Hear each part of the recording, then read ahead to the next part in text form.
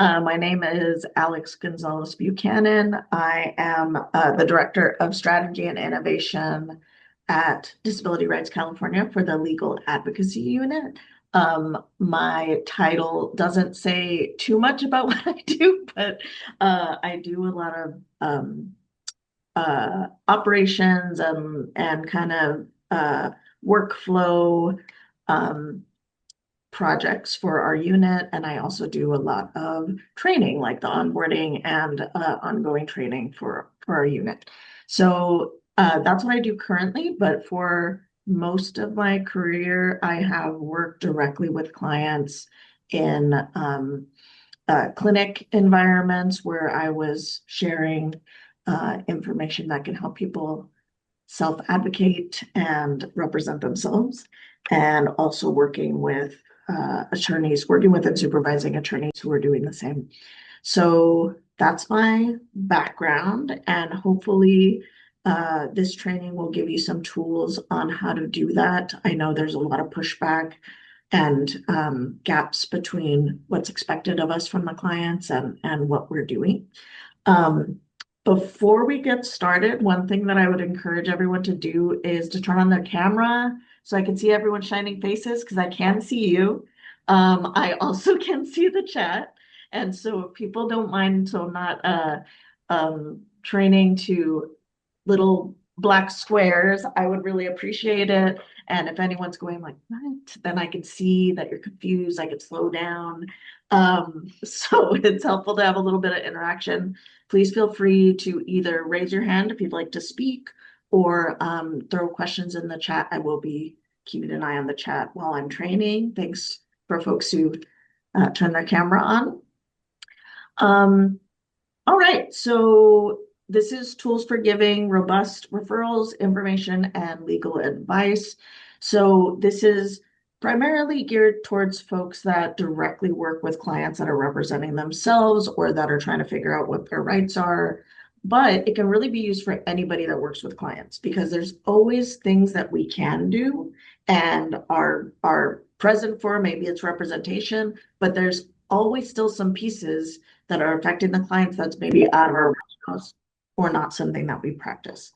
So this can be helpful for anyone in that situation, so that you can maintain that relationship and not have the clients feeling burned out, like, well, why can't, if you're doing all this, why can't you do this other thing? So that is the purpose of this training. And if folks can, please put in the chat if you work directly with clients, and what environment are you working at? A clinic? Do you represent? What area of law? Just a little blurb so I can see just some of what everyone is doing. And while you all are doing that, I'm going to go to the next slide. Maybe. Come on. Okay. So the learning objectives today are for when you're working with clients, you should be able to explain how referrals and advice can help clients self-advocate. So you want to give them information about, why what you're telling them could be helpful for them. We want to identify clients' goals, barriers, and resources, and that is part of like the intake or part of the interview process. And then using a checklist approach to make things more personalized as you're working with the client, to make a personalized action plan with them.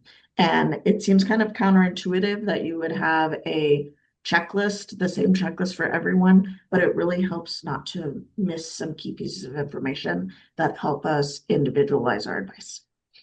So, I'm sure how many people have heard this? No one's helping me. This could be in reference to people before they get to you, right? I've talked to so many people and no one's helping me. Or it could be right to us, right? You're not helping me. This is not helpful what you're doing.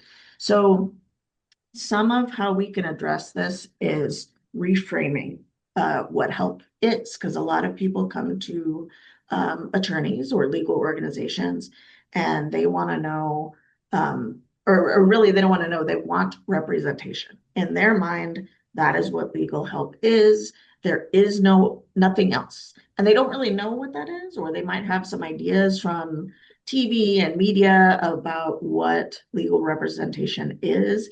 I think a lot of folks are hoping that we will take their legal issue and say, you go sit over there, don't worry about it. I got it from here, which is understandable. I understand why they want that, but that's not necessarily how the legal process works. So some of this is reframing, right? So we're going to reframe how information and referrals, self-advocacy tips, and counsel and advice can be really helpful for the client to make a decision that's right for them.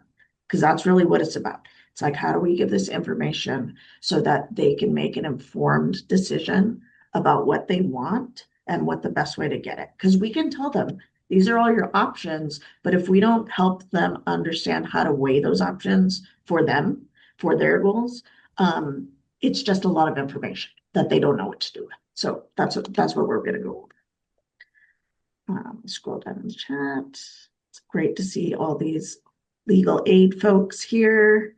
Looks like pretty much everyone's doing direct client services, so hopefully this will be helpful. All right, so we're going to start with referrals and self-advocacy tips. So these are just tips both for yourself to give to the client and also for them. So, sorry. And everyone can see the slides fine? Yes.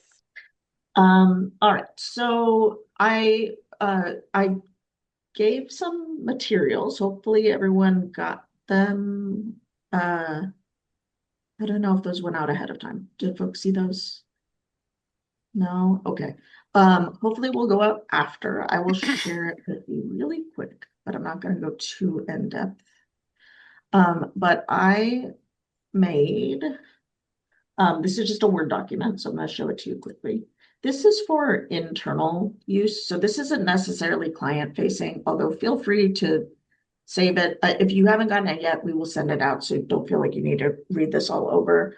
But it's going to go through in a little more depth how clients can look for attorneys and what it means to work with an attorney.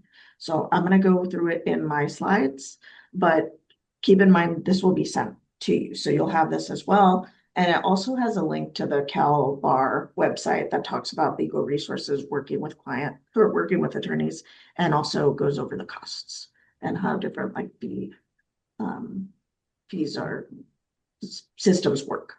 So this is like if somebody comes to you and they want to know, hey, I need help in this area of law that you have nothing to do with, and you're like, I have no idea what that's involved. That's okay. And one of the ways that I explain to clients is you want to be talking to the expert.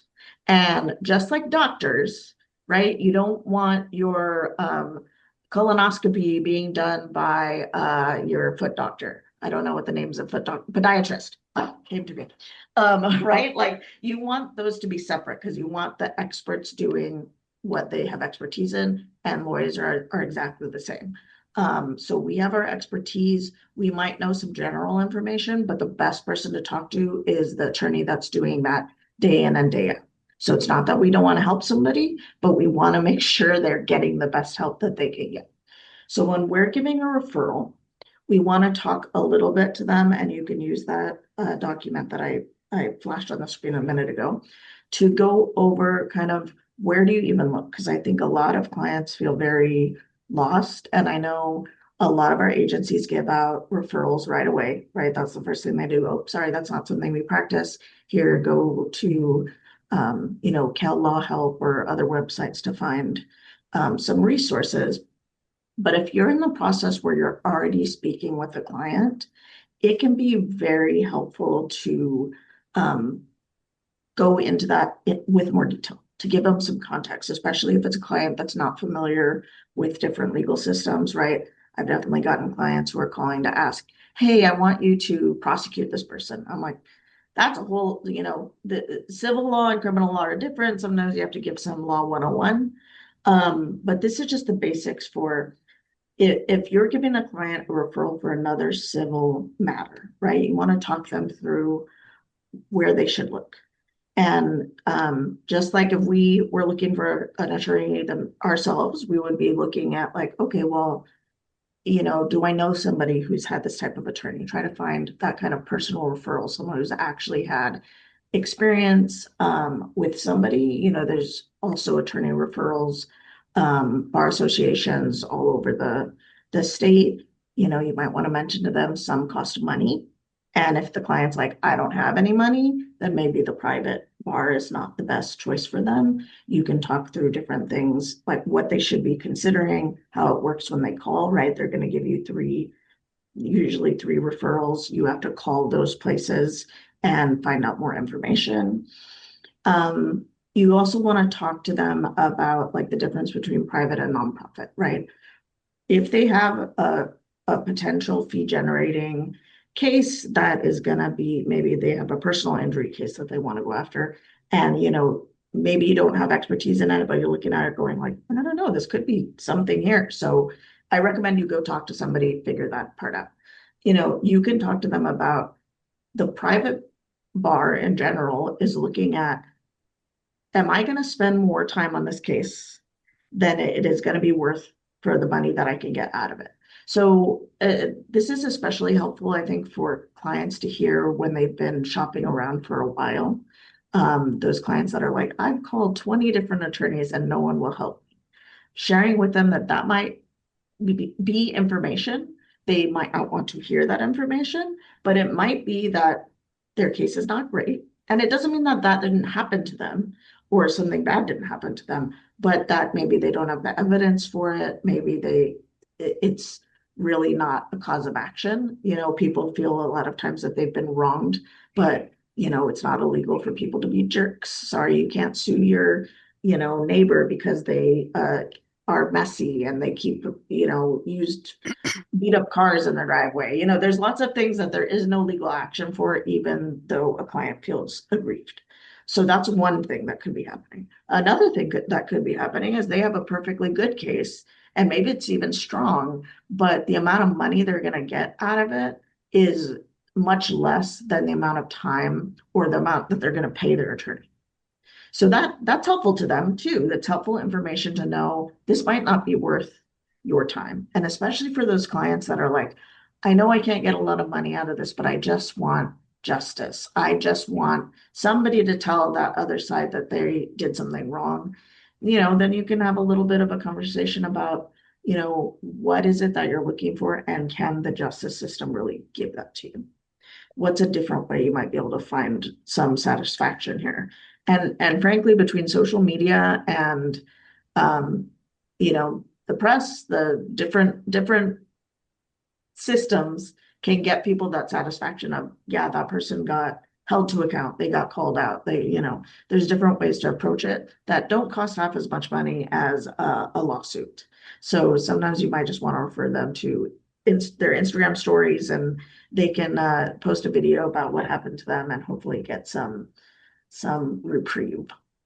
So just talking through like how these things work. So that's on the private side. But for the nonprofit side, no, it does not cost any money, but there might be limited availability in terms of, is there going to be an attorney who can help you? It might be different levels of service. They might be able to help you to represent yourself, but maybe not represent you in court. So just understanding those differences and that there might be, right, a line. I think so. So Michelle's asking in the comments, Michelle Gomez is asking for intake and non-attorneys, at what point does this giving referrals become legal advice? And I think what we're talking about here and what's in that document is more discussing the process and just some tips about working with people in the legal field than it is actual information about their legal rights, right? You don't have to say any specifics about the strengths or weaknesses of their case, if you're a non-attorney especially. But you can say the best person who will know what the strengths and weaknesses of your case is an expert in that. So let me give you 211. Let me give you the, bar association in our area, because they'll be able to hook you up with somebody. And if you know some things, like maybe in the field they're looking for, it's common to have a free consultation. You could tell them that, right? That's just information.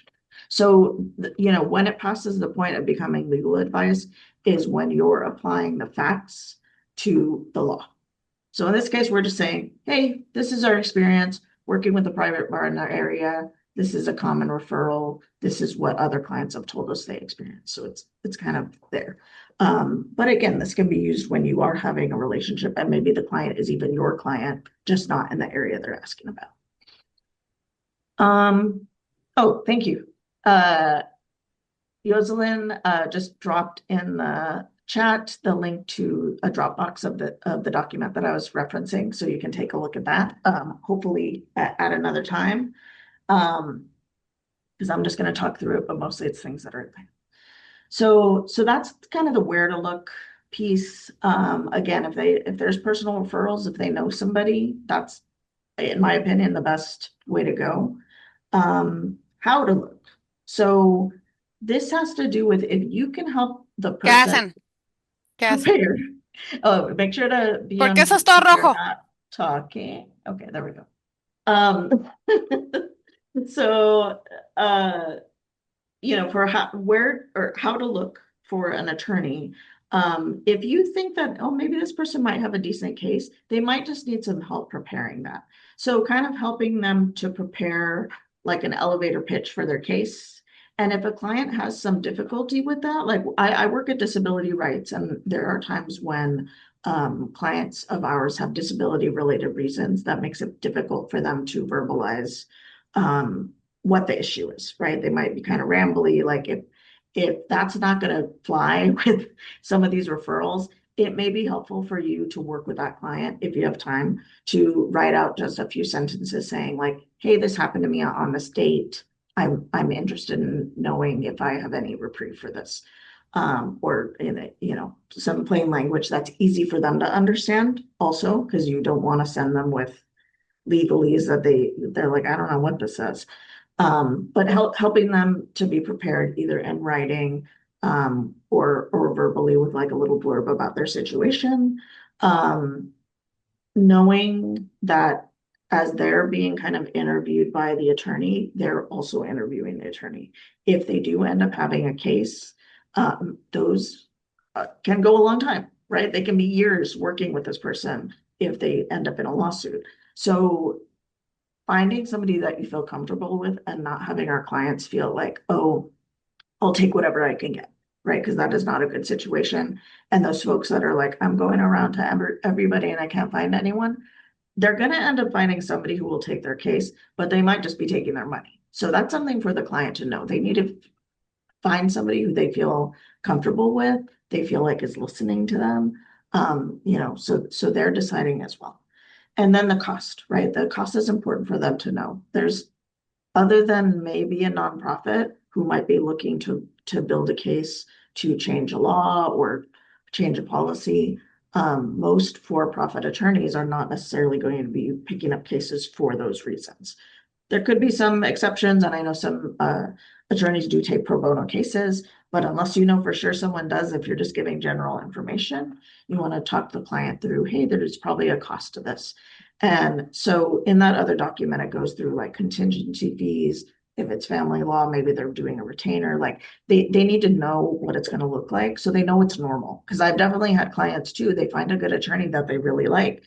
And then I used to do family law. So they're telling me, oh, but they wanted, $5,000 up front for the retainer. And I'm like, that's pretty normal and actually kind of low for what they could be asking for. So that kind of stuff is helpful for giving context to clients who have not been in this situation before. So if you as an attorney in your work experience or working with other attorneys have information that can help somebody who this might be their first time, that can really make a big difference. And so that's why I call this referral plus, because you're not only giving the referral, you're trying to help the client understand how to best access it. And I think having that information about where to look, how to look, and then what it means to work with an attorney, it makes a huge difference. And they can then decide, is this worth my time to go find somebody if I find out it takes years to file a case? Or, I could be in litigation for a long time if the other side doesn't want to settle. Or the communication with my attorney is terrible, but that's because they're used to that. That's another thing I see very commonly is the expectations for communication between attorneys that work with clients in a self-advocacy setting, right? We're giving them extra information because they need to represent themselves. So we're telling them everything about what's going on. We're talking to them about the strategy. If an attorney takes their case, they might not be getting that level of insight because the attorney is going to be doing some of that stuff for them. And they also need to know what to expect in terms of how often that attorney is going to communicate with them. If they reach out, when are they going to get back to them? And that every time they talk to their attorney, that's getting billed. So, in some ways, if the attorney is minimizing unnecessary communication, they're trying to save you money. So understanding the context around some of the things that they can view as bad can help preserve that relationship and make sure it works from the start, right? And that's the last bullet here, which is trust.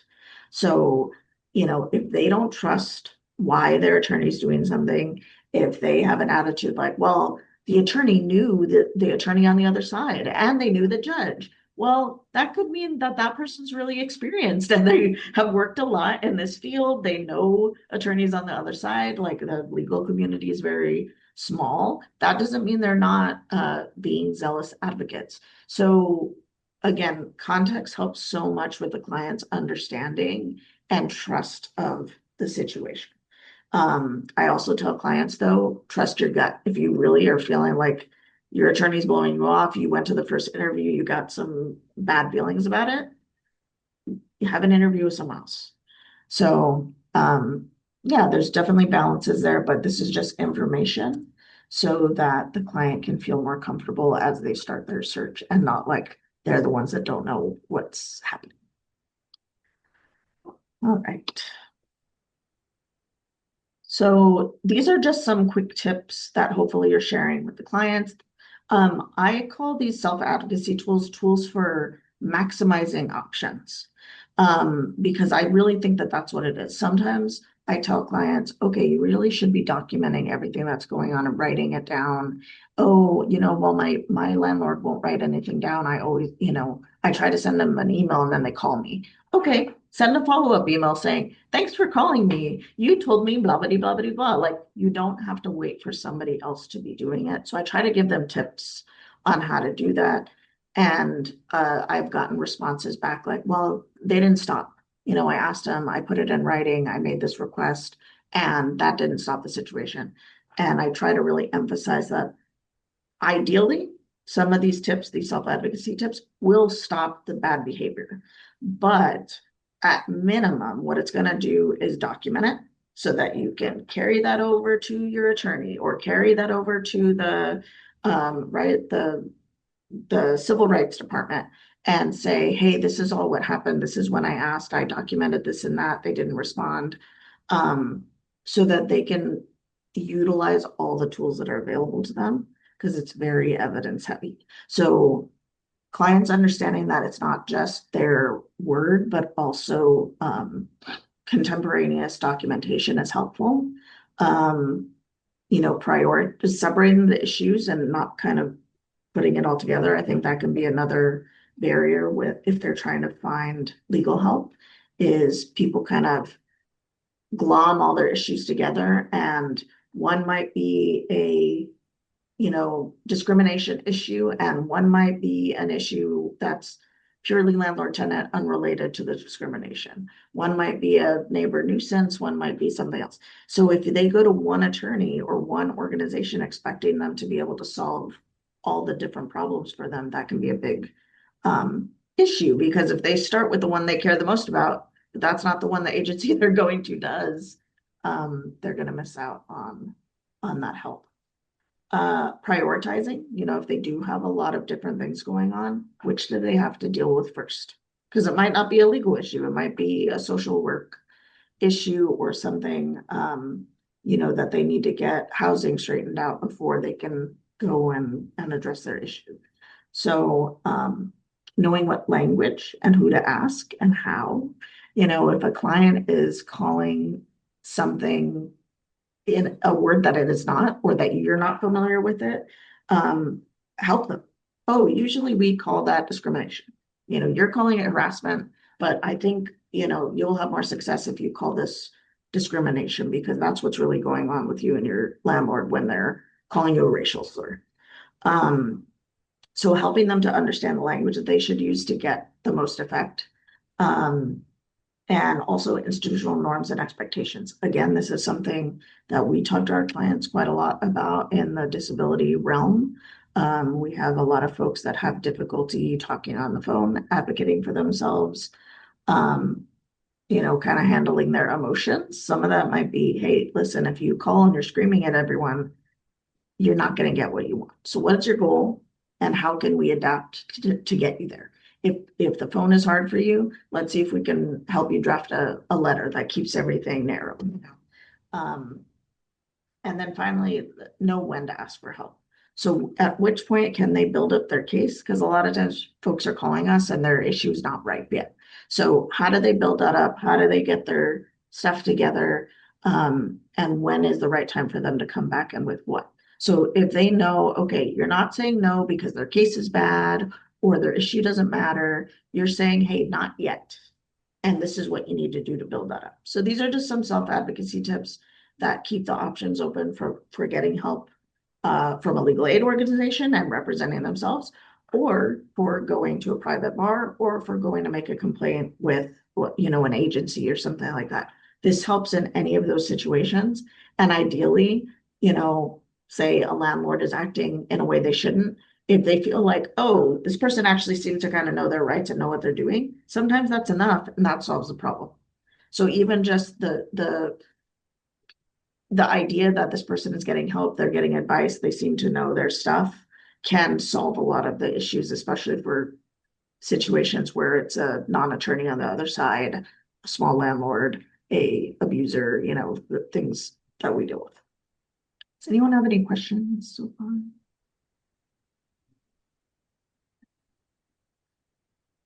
So I'm sure this is stuff that probably most of you are doing at least pieces of quite a bit, but I found it to be helpful. Okay, so next I'm going to go over options consults. So all this is a way to structure client interviews and facts. So when you're talking to folks that you are not representing necessarily, and even if you are representing them, this is still helpful stuff to know. So the basics of this is focusing on what are the client's goals. So not, we have a lot of clients that tell us, oh, I need representation. It's like, but that's not your goal. Your goal isn't, oh, I have representation and I'm fulfilled. It's you want representation to get something. So what is that? And the second thing is, what are the barriers? And so not from our perspective, I think like legally, we can recognize what different barriers are, but what does the client view as the barrier? Do they feel like it's, I don't know my rights? Do they feel that they can't advocate for themselves? Like what is it in their mind, what the barrier is? And then finally, client resources. I think a lot of us are trained and work with communities that do have a lot of barriers, right? And we see systemic issues all the time. But we don't always recognize what those same communities may have in terms of resources. So, right, like that small monolingual Spanish community that's in a rural area, like, yeah, maybe they can't access certain institutional resources, but they have a really strong community and that community really stands up for each other. So, like, those are the types of things that we want to recognize everything, not just focusing on the barriers, but helping the clients to name and utilize the strengths and resources they have. And that could not be outside of them. It could also be internal. Like, what is a strength that they have? That client that's calling you and like, hey, you said you were going to call me yesterday and you didn't, so I'm calling you back. That's a great self-advocate, then if you can put them to calling the right person at the right time, okay, you're going to call them every 4 days to follow up and make sure that they do this thing. Like they can really use that to their advantage. So kind of recognizing what your client's strengths are. All right, so the options console, when you're starting with the client goals, it's kind of good to you can always just ask them, like, what's your goal? And I will show you also, and I have like a little option console worksheet that you will also get. Maybe it'll go in the chat, but it's very, very simple, right? It's like, what are the clients? What are the client's goals? What are the client's concerns, fears, or that can also be the barriers, right? And then what are the client resources or strengths? And then we're going to get into this in a minute, but this is just to write down. And this doesn't have to be a standalone thing. This could be something you do as you're taking down the notes on the facts or different things.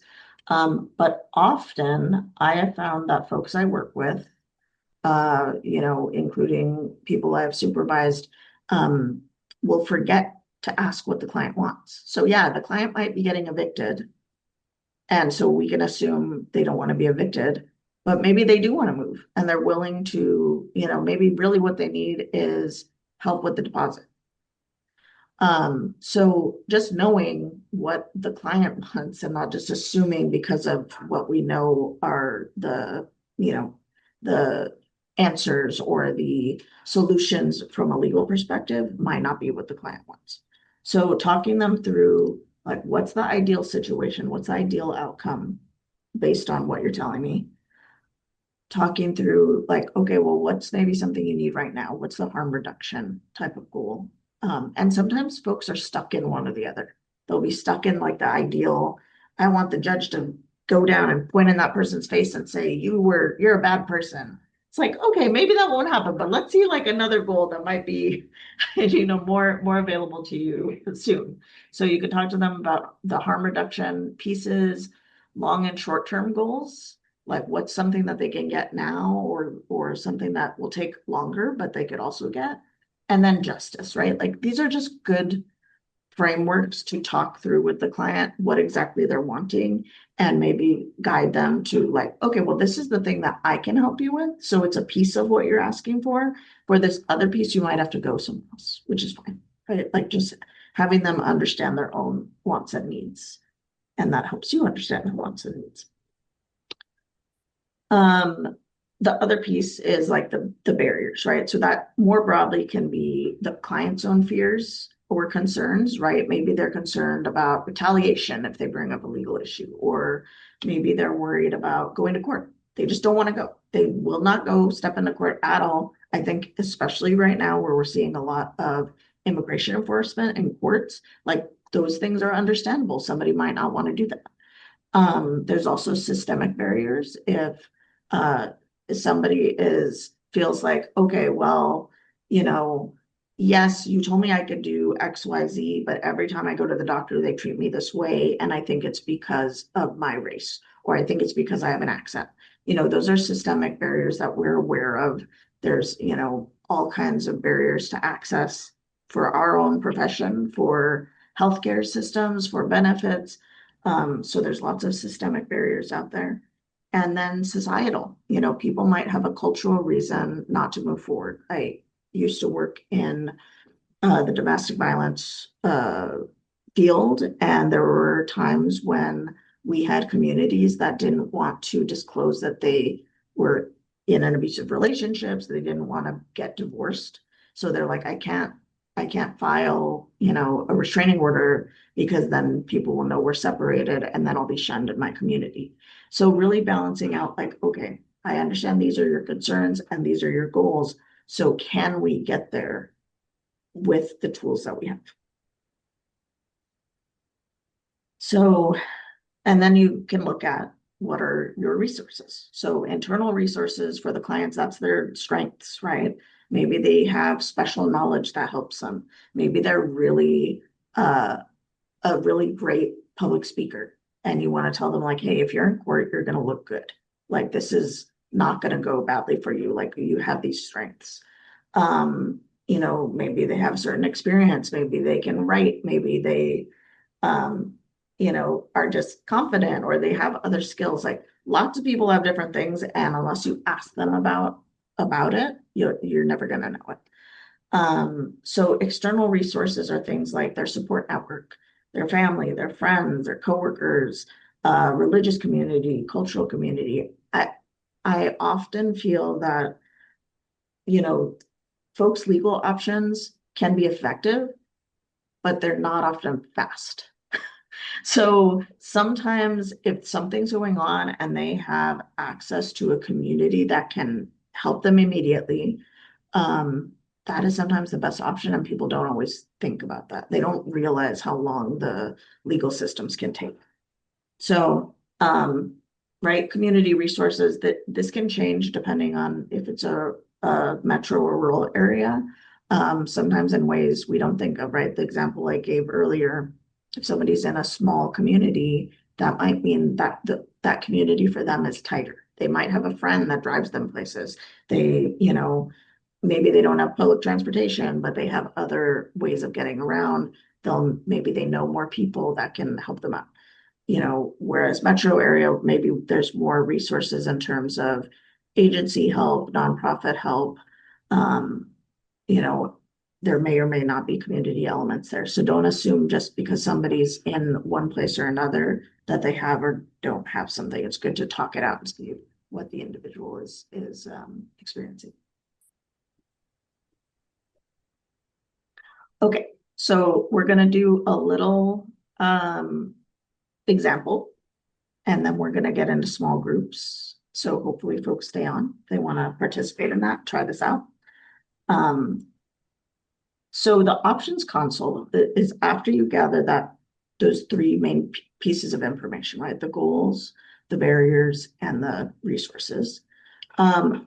Doing an option console, this is legal advice. So if you're not an attorney, you would have to go to, get reviewed by an attorney if you're talking directly with the client. But for attorneys, you can use this directly.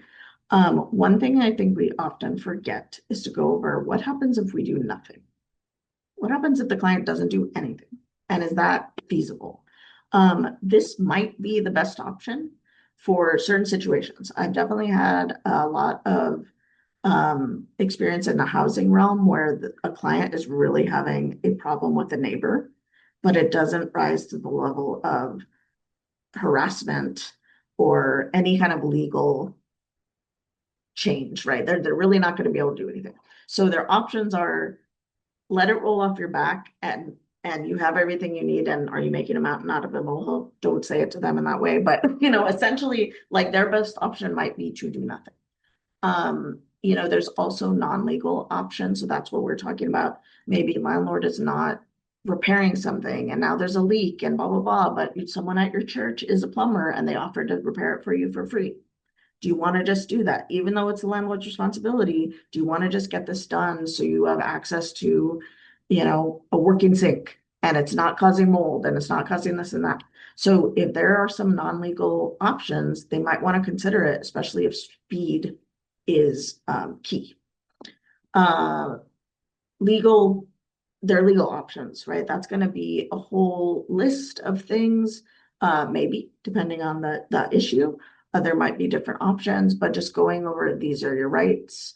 Here's how you access them. Here's how long this takes, right? Go over the logistics. Here's the level of work that you're going to have to put in to make this happen, no matter if you're represented or not. And then the last piece, if they're ready, I would say those first three pieces, you're going over with them and they can take their time with that because it's probably going to be a lot of information. If they are like, well, I really know I want to do this, I really need this, and it sounds like the only option is the non-legal option to get what I want, to get my goals, great. Then you could talk to them how to about the first step, how to get what they need.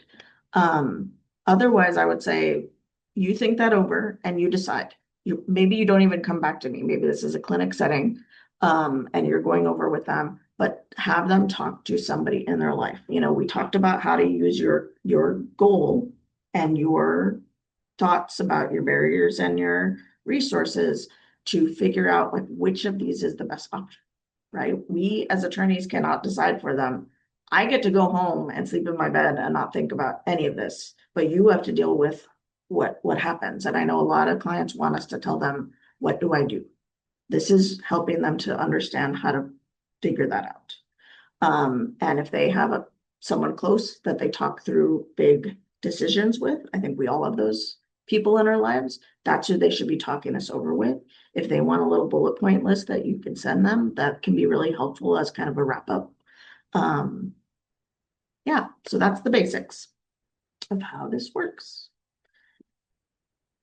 And I know, sorry, I just want to say that I acknowledge that all of this seems maybe obvious to some people, but having the checklist style and making sure that you're going over all of it really makes a big difference. And especially if you're if you have limited time with the client and you're really trying to make sure you're covering everything, and even maybe you want to send them home with something, if you're taking quick notes or they're taking notes, they can take notes directly on this kind of form. So they really can talk out and understand their own thinking. All right, so example, right? Client has a leak under their kitchen sink. Client told landlord right away, but the landlord has not responded or sent someone to fix it. It has been over a month and mold has started to develop. Client wants to know how she can get her landlord to fix the sink.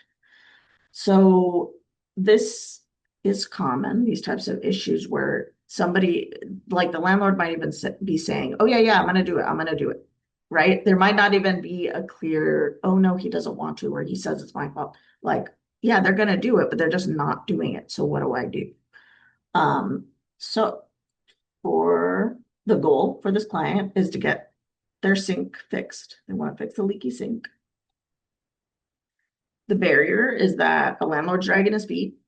They're kind of worried if they make a big deal out of it, maybe the landlord might retaliate, maybe they might get pushed out of their unit. So they're worried about losing their housing. And in this case, there's some language issues because client is primarily Spanish speaking. So the resources that this client has in this example is that they're in a close-knit building. They've lived there for over 20 years, so lots of other people in the building are friends with them. They attend church weekly and are involved in a community volunteer organization. So it sounds like this person is very enmeshed in the community. They have lots of people around them immediately surrounding them in the building to support them. So, talking through like, well, how long has this landlord owned the building? Have they been there as long as you? Is there a reason? Have they ever done anything to make you think that there might be retaliation, right? You can talk them through, is the fear coming from something or is it just generalized? Which doesn't mean it's not real, but it is helpful to be able to talk through that stuff with them. So, if they do nothing, right, it'll just get worse. They'll maybe be rot and additional repairs may need to be made. And at that point, they might be responsible for it. If the landlord's like, oh, why didn't you tell me it was getting worse? Or, things can go sideways quick. The mold might affect the person's health. But on the positive side, it maintains the landlord-tenant relationship. They don't have to be worried about, oh, I'm going to get kicked out unless there's a hole in the floor from the rot. But that's what would happen if they did nothing. And sometimes people need this, especially working in the DV field. That was something that was really helpful to go over. Like, if you do nothing, this is what could happen, because there were sometimes consequences that they hadn't thought about. All right, non-legal options, get a bucket. Don't let it drip on the floor. Repair it. So friend or community member, maybe somebody can do it for free, or maybe you just pay. Does the client have the ability to pay? That's an option. Discuss with the landlord. So again, this is more of that documentation, not really with the expectation that it's going to fix everything, but it could. If they start saying, hey, I asked you about this a month ago, what's going on? Following up in writing. And then there's the repair and deduct. So that's kind of legal, non-legal, right? Like that gets into a little bit of like, there's some risk there, but potentially they can do that. And if you were a, housing nonprofit, you're going to talk to them through what the risks of that are. Okay. And then you start getting into the legal options. Do you want to do a formal mediation? Oh, well, I've known the landlord for 20 years. They've been so great. I don't know why they're causing so much problems this time. Okay, maybe they'll be open to a mediation. Do they want to report to code enforcement? Right, this is all starting the process of getting more formal and opening up their legal options. So, right, if there's retaliation, they have rights. And part of those rights of protecting against retaliation means that they need to say something. So sometimes people are so afraid of saying something, they're undermining their protections for retaliation. Um, private representation, right? Have an attorney write a demand letter. Maybe if it's coming from someone else, the landlord will shape up. CRD complaints, civil rights department. And then small claims or civil suit. So there's lots of different options that they have there. Some are more complicated than others. Some are more likely than others. That's where the legal advice comes in. But it's different levels of how much do they want to get into this? How much time do they want to take? All of that. So in general, I know some folks work at like a clinic setting where they're really just meeting someone for the first time. They're getting their info and giving them a little bit of advice. You can do this pretty quickly depending on what type of clinic it is. If you have the opportunity to have a more long-term relationship with the client, it's great to have like a first meeting where you're getting information from them and learning about them, asking questions so that you fill this out, and then coming back to them for a second time to talk through some of these options. That's a good point. So Lucy in the chat is saying another non-legal option could also include talking to their neighbors to potentially build relationships, write a joint demand letter, especially if other people are experiencing it, and get support from their neighbors more generally on an ongoing basis, like a tenant association. I think that's a great idea. So there really is a lot that people can do. And I think that's where client and community empowerment comes in, because they really do have more power than they realize, but and the more they can work together, the better. And sometimes it's just not on folks' radar, right? They're focused on, I just need representation, and an attorney can take care of it like that. We're not wizards, and it's not going to help you the next time it happens. So that's kind of what this is geared towards explaining. And I also think it really shows that you're listening to them. And it really helps to build that relationship so that if you make a recommendation or you're talking through these other options, they don't feel like, oh, you're just trying to get rid of me. You just don't want to help me. They're seeing, oh, you heard me. You heard the concerns I have. You heard about the strengths I have. You listened when I said, oh, my sister's really supportive of me and she can help me do X, Y, Z. And you made something that was like for me, not just for any client, for this client in front of me.